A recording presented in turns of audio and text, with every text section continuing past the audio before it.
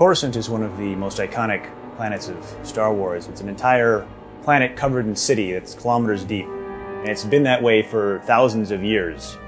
So it's got a lot of history, and it has a massive amount of infrastructure, and just millions and millions of people live here and go about their daily lives. When we think about Coruscant, we think about it as metropolis, like the ultimate city.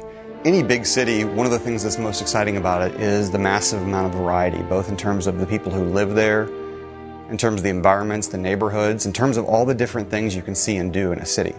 So it was really important to us in developing Coruscant. Like, this isn't just a city, it's a city world.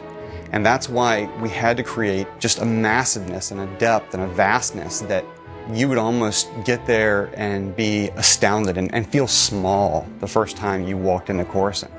In designing Star Wars worlds, you always start with something true to life. And you change it just a bit. Now, the difference between Coruscant is, like, you're not changing it just a bit, you're changing it a lot.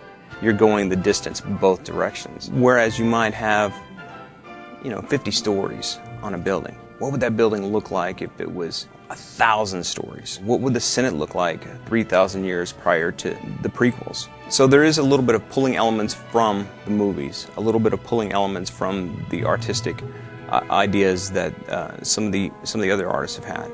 But then taking those elements and marrying them into stuff that exists in real life and stuff that has been already established in the KOTOR franchise. Some of the first major differences with Coruscant over any other planet, the obvious ones are there's absolutely no terrain on this planet. Zero. That in itself brings up a lot of interesting dilemmas. We have to think of how to build a planet with no terrain. Building a planet from the ground up is a major issue. The main building block is terrain. How do we build it without that? What we did is basically go through iteration after iteration after iteration just to build the space.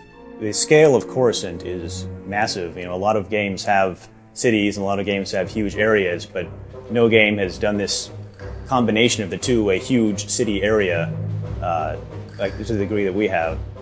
In designing Coruscant, there was a little bit of story involvement in that the Sith have recently returned from deep space and have sacked Coruscant. And there are pockets of the city that are still in distress, that are still broken and in shambles, which really, really lends itself to the story of our game and how much turmoil the galaxy is actually in. The stories that take place on Coruscant really introduce the players to the greater galaxy.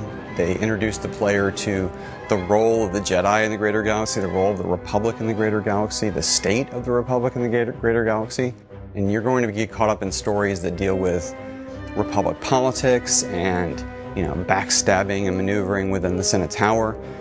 You might be at the top of the planet where it's seeing skyline, it's very pretty, you see sunset. As you travel further below the city, you might go down to the first level down and it's a little bit dirtier. There's going to be a little bit more everyday travel.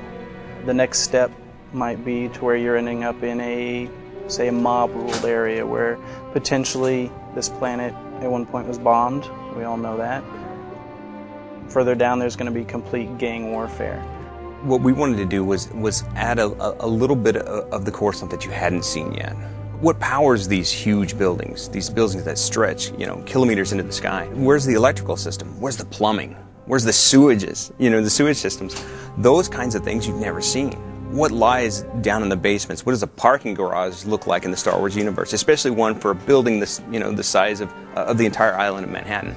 So it was taking those ideas, taking those worldly sort of ideas of New York and turning them on their ear, really going the distance, dropping it way down, building it up way high, and making certain that we're giving the player a chance to see things that they've never seen in Coruscant before.